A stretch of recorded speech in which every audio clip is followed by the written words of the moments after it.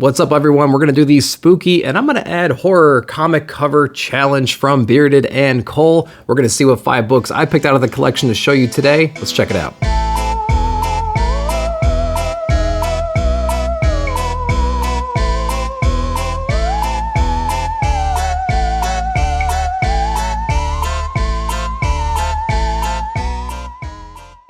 All right, before we get into it, I want to give a big shout out to Bearded and Cole. Thanks so much for doing this challenge. These things are really fun to see what you guys come up with and what the community provides as well. And if you're not subscribed to either one of those folks, please go down below in the description. Check them out. They're great folks. All right, let's see what 5 books I picked out in this cover challenge for spooky and horror. And the first book I'm going to go with is a book I just recently got back from CBCS. I showed it off in one of my little unboxing videos the other week on my live.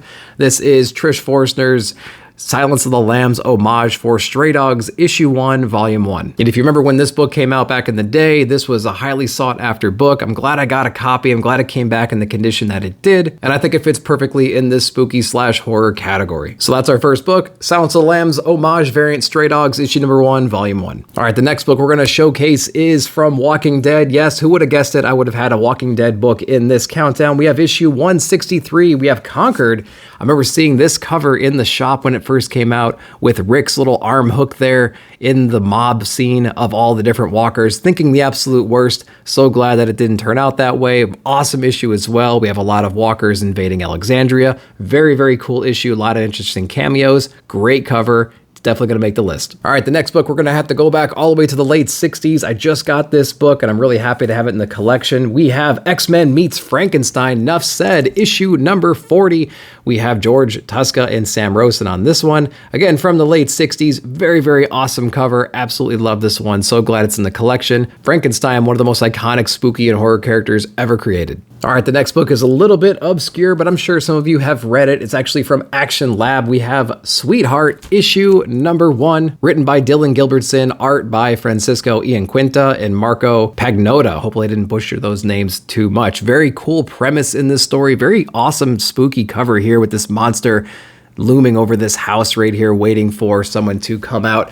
Cool story. These monsters essentially link onto a person their entire life. They're always after them, and they have to do something to keep those monsters at bay. And if they don't, the monsters get them, and then what happens to those monsters? We find out in these issues here. Very spooky, interesting premise. Check this one out. All right, and last but certainly not least, another book I got fairly recently. This is the original Vampire Slayer. That's right, we have Blade, Tomb of Dracula, issue number 10. This is by Marv Wolfman. We have Gil Kane, Tom Palmer, and Gaspar Saladino on this one, all the way back in the early 70s. Very awesome cover. It is extremely beat up, but I don't care. It's mine. And it also looks great next to that X-Men 40 with that Frankenstein. So as a quick recap, we have Stray Dogs B cover for issue number 1, that's Silence of the Lambs homage. We have a great Walking Dead suspense issue here with Rick's little claw hand in the mob of walkers there.